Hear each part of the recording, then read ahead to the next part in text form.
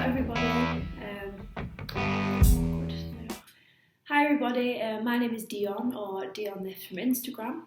I'm doing a question and answer video today, just kind of covering a few general questions, but also covering the questions that people replied to my Instagram post with. I thought I'd do a video maybe as it's a bit more interesting than just reading down a blog post, and I'm sure my friends will really love to watch this to take the piss out of me.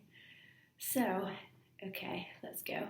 Okay, so a popular question that people ask me is, how did I get into powerlifting? So for those of you that may or may not know, my mum is actually a European and Commonwealth powerlifting champion, which is pretty cool. And she's been doing that kind of for the past 8-9 years, I want to say. I'm not 100% sure, but about 3 years back I thought, right, I want to start squatting, I want to build a bum. So we started doing some like barbell squats, and then I started going to her personal training sessions with our now coach Carl. We started doing some deadlifts. I think I managed to deadlift like 70 kilos on my first session. Bench was kind of a different story. I couldn't even bench the bar. I couldn't even bench a 15 kilo mini bar when I first started. But I kind of, persisted with it, kind of a bit on and off, until about the beginning of 2014 when I kind of got serious with it. I wanted to compete in a powerlifting competition, which would have been at the end of 2014. I'd applied for it, I'd got my GBPF membership, and then exam season of 2014, so that's May, I got a blood clot in my leg, which meant that I was in hospital and my leg was pretty much useless for like 2 weeks. And also when I was in hospital, obviously I lost quite a lot of weight. I went down to like 51 kilos, and I felt like I'd lost all my strength. So kind of from then on it was like starting from scratch again. So a couple of months after I was out of hospital, I kind of got back into it, kind of really, tried to be consistent with it from about the beginning of 2015. And since then I've really been training consistently. I did my first competition at it was September last year, I think. That was my first comp. That was like a Yorkshire North East competition. Still kind of training consistently now, and kind of plan to be for the future. So, okay, second question. Do I track everything that I eat? No, I do not. I had chocolate cake for lunch today, and I had like a shortbread dessert thing 2 days ago, and blah blah blah blah blah. So no, I don't. I'm currently tracking what I eat, just not really tracking, but just recording what it is, so I can kind of gauge my kind of maintenance calories. But no, I'm not kind of watching what I eat at the moment. For a while, kind of last year, I did that for like quite a few months, and it's just really horrible. Like, you just go to sleep thinking about your meals for the next day, and all you kind of see food as calories and like macros, but it's not. Like, food is there to be enjoyed. I know that people say kind of food is fuel, but food is freaking nice as well. Like, I want to enjoy my food without having to worry about what protein and sugar and fibre and blah blah blah is in it. So yes. Will I ever do bikini? I've been kind of thinking about this for the past kind of 6 months or so, and I'm still quite undecided. I think that I maybe would like to do it the later half of this year, but it just seems quite restrictive, and I don't know if I'd enjoy it or if it's suited to me. But for the moment, I'm concentrating on powerlifting. I've got a competition mid-March, so that's my focus at the moment. People seem to ask me, have you ever been fat? And the answer is no. Sorry, no, like crazy, I lost 20 pound transformation story here. No, I've always been pretty skinny, kind of, straight up and down kind of thing. My dear friend Josh once called me an ironing board in year 7, which I've never forgotten, so thanks, Josh. but I did Thai boxing for 8 years, from the age of 8, so 8 to 16, and that kept me obviously very slim, but that's kind of why I like powerlifting, because it allows you to build your shape rather than just get kind of really skinny, which I personally don't like on myself. Another question that kind of gets asked to me is, what equipment do I use for powerlifting? So I conveniently have it here to show you. First things first, these are my squat shoes. They're the Adidas Powerlift 2.0, I believe. They're really nice because they're purple and they match my gym clothes, which is exciting. But no, truthfully, they're really good, kind of really good quality, really comfy, and they kind of really allow you to drive through your heel. And I got them off Pullum Sports. They were quite cheap, I think they were reduced, so yes, these are good. For deadlifting in, I use my knackered Converse, which are completely knackered. Completely, like being in the washing machine one too many times. But yeah, I just use these, and I can use these for competitions and training and everything like that, so that is good. I also use the SBD knee sleeves, as you may see in my videos. These are obviously allowed in raw competitions, and truthfully I'd really recommend them. I know a lot of people say that they don't feel like they give them any kind of extra push or extra weight, but for me I feel like they definitely do. And other than that, they actually keep your knees really warm kind of as you're training, which is obviously good for your joints.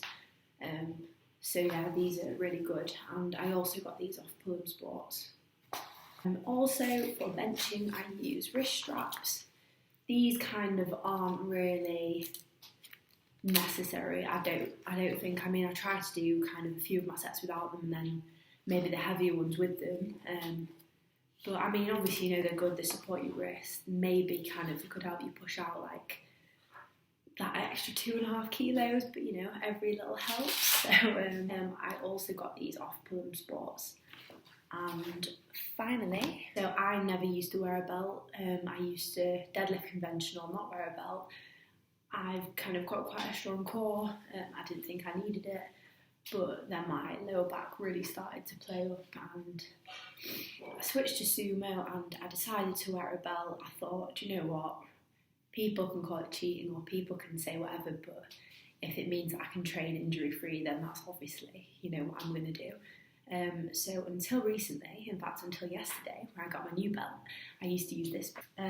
So this is, I don't actually know where it's from. My mum had it, but she never used it, so she gave it to me. It's absolutely massive. We had to poke like more holes in because it's so massive, and then you get like this bit flying around, which isn't good. So I actually invested in a lever belt, which I'll show you. See, this is from Strength Shop, and it was actually reduced, and it's pink, and it's an extra small, so it actually fits me now. And it's really good because obviously it's got a lever on it, which means that it's just easier to take off and put on. And yeah, I've not actually used it yet, so it's really stiff, but I'm kind of excited to use that. So yeah. Another question I get asked is, what supplements do I use or take? I don't really take anything, to be honest. I've tried stuff in the past, but I just feel like if my diet's on point and if I'm, you know, fit and healthy myself, and there's no need for me to really kind of take any extras. I do have a protein shake though after every session. I'm currently using the My Protein, and it's the Impact Whey. This is in natural chocolate, which is amazing, and we also have the coffee, which is equally as amazing. A new favourite pre-workout, which I go on about on my Instagram all the time, is the Chaos and Pain Cannibal Ferox. I hope I pronounced that right.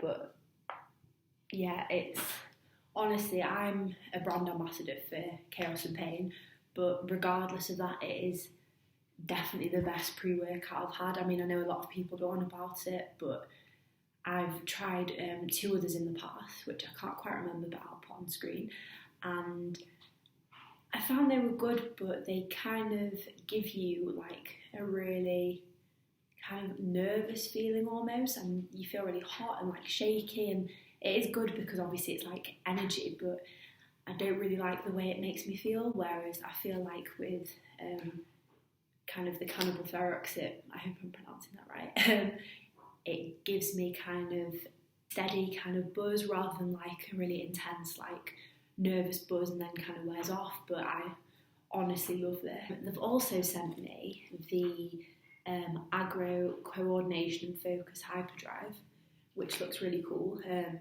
I've not actually got around to trying that yet, but I would like to try it. It helps you with reaction time, focus and energy. So I feel like that's maybe like a kind of similar pre-workout type thing. But yeah, I'm really excited to give this a go. And if you want any of these products, I do have a discount code, which I plaster all over my Instagram. But honestly, the stuff is really good, you know. Even though I am an ambassador for them, I'm not going to sit here and rave about a product that I hate, because honestly, this shit is good. So yeah. Okay, so I'm now going to kind of go through the questions that people asked me on my Instagram posts. So thanks, guys. First one is from e.am.g, I think Eva. She asked how long have I trained for strength, and before that did I train for aesthetics. So obviously I kind of told you guys when I started powerlifting, but in the first kind of year of starting I was, I suppose, training for aesthetics. I mean, I didn't really know what I was doing. I was doing like half an hour on the cross trainer and some sit-ups and, you know, like the 30-day squat challenge and all that rubbish. From 2014 I was training for strength, but I think that strength and aesthetics completely go hand in hand. I mean, I think people think that powerlifting, you know, is completely focused on kind of strength, but aesthetics really do come hand in hand with that. I mean, obviously you build up your legs, you build up your shoulders with all the conditioning work you do. Okay, so Defining Danny 98 asked, what does a typical week of lifting look like for me? So I train with my mum when I'm in Leeds and our coach Carl, but when I'm at uni I kind of train by myself, and it's a bit more kind of erratic when I'm training. It kind of depends when I've got lectures, but at the moment Mondays is squat day, which is my favourite. So we'll do squats obviously, and then we'll do some conditioning work, which I'll go into. I then train Wednesday, and I do benching on Wednesday and conditioning, and then we do the abs class in the evening. On a Friday we do deadlifts kind of to end the week, and on Sunday I try get down to the gym and do some stretching, and I do some abs. Okay, so 22gram asked, did I follow a powerlifting program when I started, or did I make it up as I go, and what do I do now? As I said, I've always trained with my mum and her coach. I've been so lucky, and he has literally done everything for me. He kind of figures out our rep ranges and how many sets we do and our conditioning, and I've really not had to kind of think of anything. But what we tended to do was, as I said, at the beginning, we'd do kind of Monday, we'd do heavy squats with light bench. Wednesday, we'd do heavy deadlift with heavy bench. And then on Friday, we'd do light deadlift and light squats. We'd normally do 8 sets. And on the light days, we'd work at about 80-85% doing 3 to 4 reps. And then on the heavy days, we'd work at 90 to 95% doing kind of 2 reps. Kaylin asked me, do I have a rep or set range that I find works the best? I've never ever done more than 4 reps on a set. I mean, for warm-ups, maybe 8 reps with the bar, but with the weight on, 4 reps I find is enough. I mean, you see people doing kind of 8-10 reps, and I feel like that's not going to build my strength. I feel like that would build my cardio, because I get really out of breath doing a lot of reps, but it wouldn't necessarily kind of build my strength. But on lighter days we do kind of 3 to 4 reps, and then on heavier days we do 2 to 1 reps, but really no more than that I find I need to do. But at the moment, like I said, we're doing 4 reps just to kind of build up power, and then when we go to the lower reps we'll build up strength. Okay, so that is the end of this Q&A video. If you listened until the end, thank you, well done. I will post all the links of my equipment and my supplements I take down below, and they'll maybe be on screen if I can figure out how to work iMovie. But yeah, follow me on Instagram for all kind of workouts and food, and if you have any more questions, comment them below, and yeah, thank you.